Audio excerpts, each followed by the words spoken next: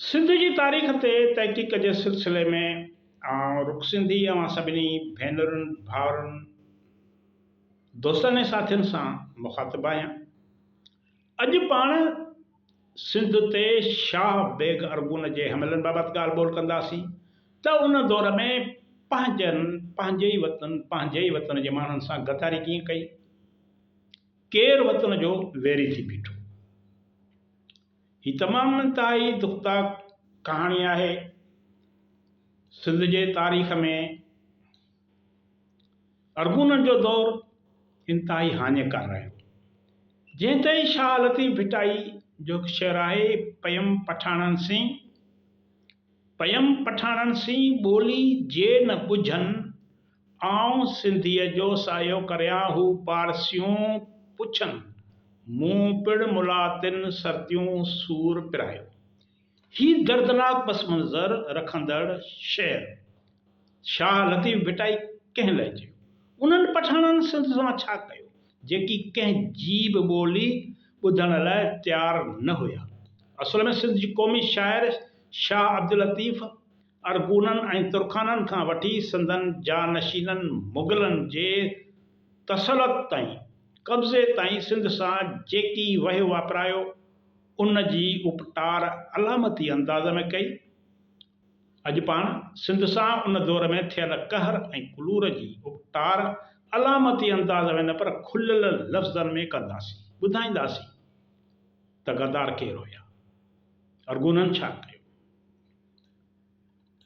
अरगून ख़ानदान 1520 ईस्वी खां 1555 ईस्वीअ ताईं सिंध ते हुकूमत कई।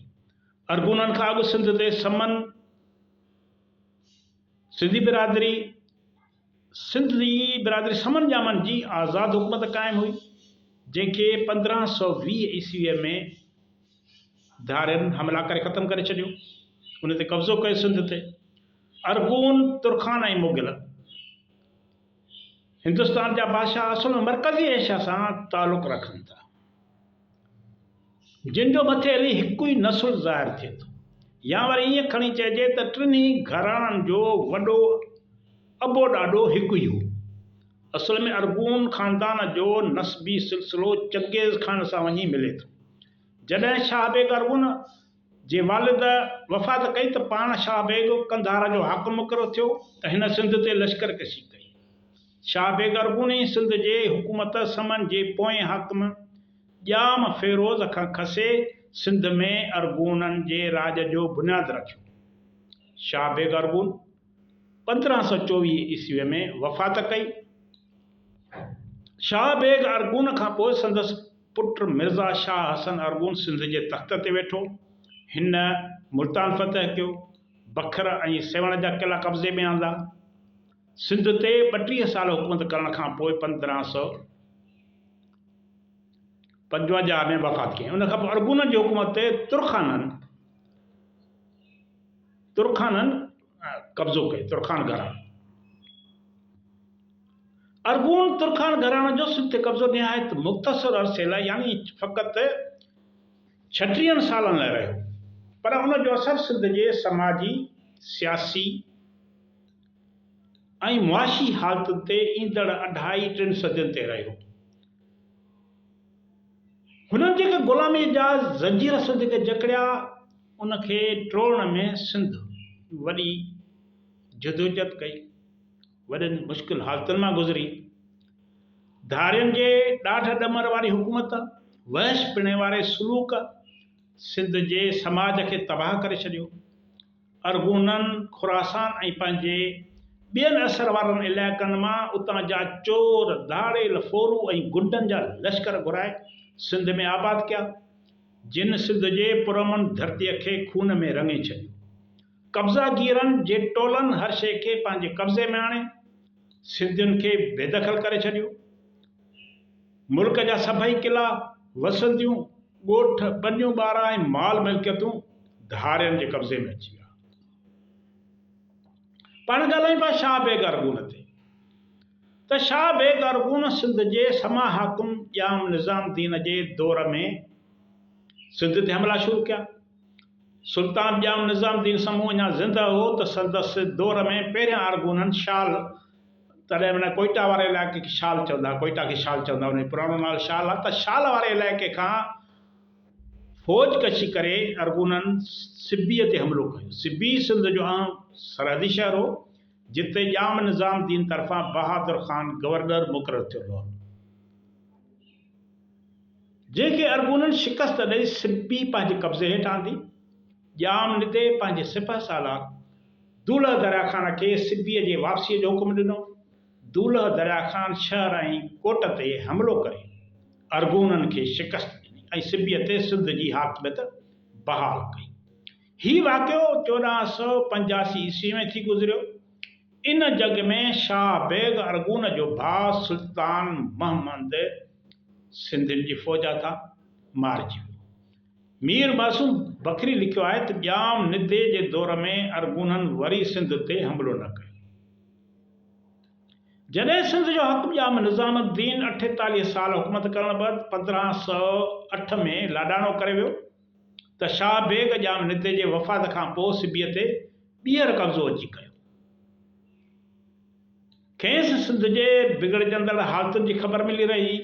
इन विच में 1516 धारे जाम फ़िरोज़ जी माउ दूल्ह दरिया ख़ान मां जान छॾाइण लाइ शाह बेग अरगून सां मुलाक़ात करे फ़ौजी मदद जी घुर कई। हमले आवर मौक़े जो फ़ाइदो वठी इब्तिदाई तौर कोट माछी ऐं चांडका ते हमिलो करे फुरलुट कई। उन खां पोइ अरगूननि बाग़बान परगिणे जे ॻोठ गाहा ते बि हमिलो कयो ऐं फुरलुट सां गॾोगॾु उतां 1000 उठ बि काहे विया। 1520 जे आख़िर धारे शाह बेग अरगून सिंध ते बाक़ाइदे हमिलो कयो। सिब्बी, शाल, गंजाबा ऐं फतेहपुर जो इंतज़ाम रखी कब्ज़े बैदि उनखे पंहिंजे कब्ज़े हेठि आणे 240 चूंड वेढ़ाकनि जे लश्कर सां बाग़बान जे इलाइक़े में हू दाख़िल थियो। शाह बेग हिन ख़िते में मशहूर सूफ़ी ऐं आलिम मखदूम बिलावल जो वॾो असर हो। टिल्टी शहर में दरिया ख़ान जा पुट मोटरन ख़ान ऐं महमूद ख़ान मुक़ाबले जे लाइ तयारु हुया, पर हमले आवर मुक़ाबिलो करण बजाए पासो वठी निकिरी विया। हुननि मुक़ाबिलो न कयो, हू ॿियनि इलाइक़नि ॾांहुं हले विया। अरगून जितां ते गुज़रिया उते जे मौक़े परस्त वॾेरनि, गद्दार वॾेरनि शाह बेग अरगून जो इस्तक़बाल कयो।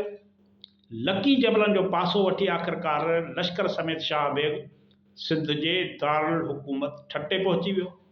सिंध जो हाकुम जाम फ़िरोज़ गनीम जो ॿुधी ठटो छॾे वाह टिपी वञी पीर पठे वटि मंज़िल अंदाज़ थियो। जाम फ़िरोज़ पारां बरतरफ़ कयल दरिया ख़ान ऐं शाह बेग अरगून हिक ॿिए जे दूबदू थिया। बादशाह भॼी वियो, पर दूल्ह दरिया ख़ान धारे लश्कर जो मुक़ाबिलो कयो। अरगूननि ऐं सिंध जे फ़ौज विच में हीउ मुक़ाबिलो 22 दिसंबर 1520 ते थियो। ठटे में लॻंदड़ हिन जंग जी सिंध जी तारीख़ में वॾी अहमियत आहे। सॼो ॾींहुं ज़बरदस्त जंग थी, शिकस्त ऐं सोभ जो फ़ैसिलो न पियो थियो। नेठि दूल्ह दरिया ख़ान विढ़ंदे शहादत माणी। दरिया ख़ान जे शहादत खां पोइ अरगूननि पंहिंजे सोभ जो ऐलान कयो। लाॻीतो 9 ॾींहं ठटे खे हू फुरींदा ऐं साड़ींदा रहिया, जंहिं बैदि काज़ी कादन हिकु शाइर हो सिंधी, उन जी अपील खां पोइ नेठि क़त्ल ऐं फुरलुट जो इहो अमल बंदि कयो वियो। उन बैदि वकीलनि जे मार्फत जाम फ़िरोज़ ऐं शाह बेग में सुलह थियो। तय इहो थियो त समुंड खां लकी जबलनि ताईं वारे इलाइक़े ते जाम फ़िरोज़ हुकूमत कंदो ऐं उत्तर सिंध ते शाह बेग हुकूमत कंदो अरगून।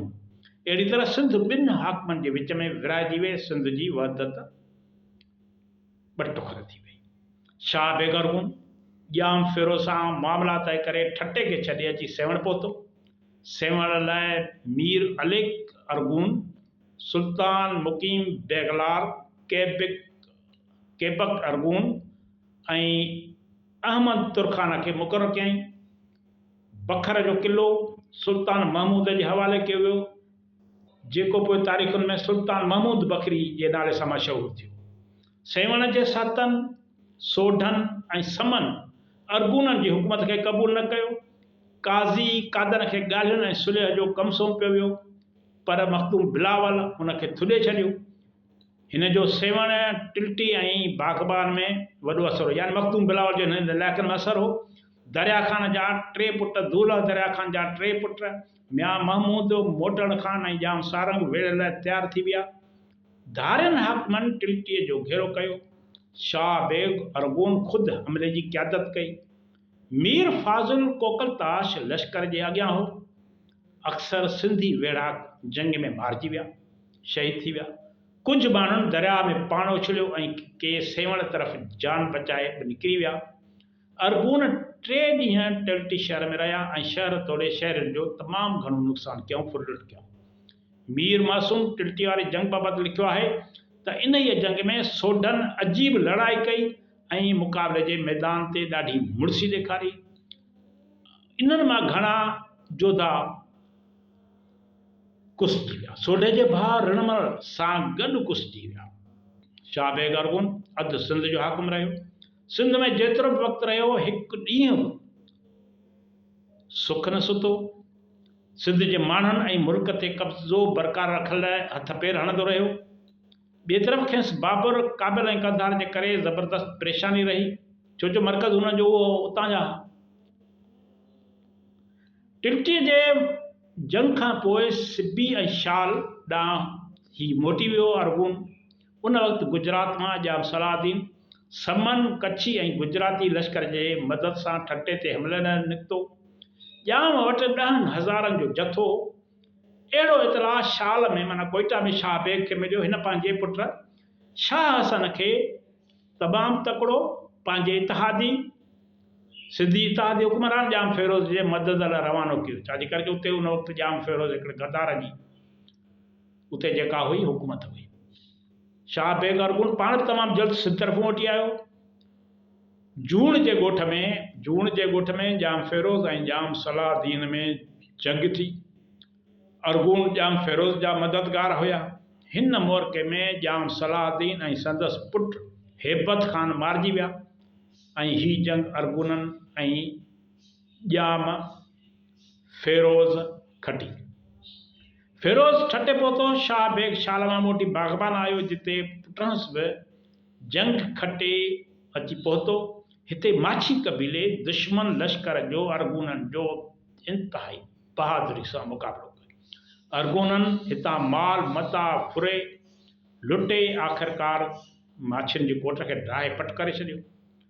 कुझु वक़्तु बादशाह बाग़बान में रहियो, बाद में सेवण पहुतो ऐं ज़रूरी हुकुम ॾेई बखर पहुतो। बखर में मुख़्तलिफ़ कबीला ॾहर, धारीजा ऐं महर अरगूननि सां वेड़ लाइ निकिरी पिया, पर हुननि जा लश्कर नंढड़ा हुया, छिड़ हुया। उन करे हुननि खे का बि सोभ न मिली। हुननि पंहिंजूं जानियूं क़ुर्बान करे छॾियूं। माना सिंध में मज़ाहमत हुई, पर हाकिमनि जे गद्दारियुनि ऐं पाण में इख़्तिलाफ़नि सबबि सिंध भोॻे पई। सुल्तान महमूद ऐं संदसि वालिद मीर फाज़ुल आज़ादी पसंदनि खे चीभाटण में कामयाब थी विया। सिंध जो मशहूर शार काज़ी कादन हर मरहले ते धारे हमले आवर जो मददगार ऐं सलाहकार रहियो। धारीजन हिकु मरहले ते किले में घिरी महमूद खे पकड़ण जो बि इरादो कयो, पर राज़ पाश थियण करे नाकाम रहिया। मीर फाज़ुल 47 धारी जा सरदार पाण सां वठी वियो, कैदी बणाए। उन्हनि 27 खे ई मौक़े ते सज़ा ॾिननि ऐं बाक़ी बचियलनि जो मामिलो बादशाह जे आॾो पेश कयो। काज़ी कादन जे मशवरे ते हिकु सिंधी शाइर आहे काज़ी कादन, उन जे मशवरे ते जेके माण्हू हुननि कब्ज़े हेठि आंदा गिरफ़्तार कया हुआ, उन्हनि खे राति जो क़त्ल करे बखर जे किले जे बुर्ज तां दरिया में फिटो करे छॾियो। इहो बुर्ज जितां कंहिं दरिया में उछलियो वियो, सो पोइ खूनी बुर्ज सॼियो वियो। शाह बेग अरगून जे हमले में सिंधियुनि जे शिकस्त जा कारण पाण में नाइतफ़ाक़ी रहिया। मुनज़्ज़म फ़ौज न हुजण सबबि सिंधी छिड़ थी विया, जंहिं करे हर हंध ते खेनि शिकस्त मिली। केतिरनि ई पंहिंजनि गद्दारी कई ऐं दुश्मन जो साथ ॾिनो।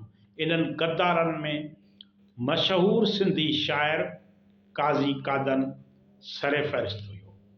अवां जी वॾी वॾी महिरबानी। ईंदड़ वीडियो ताईं इजाज़त ॾींदा।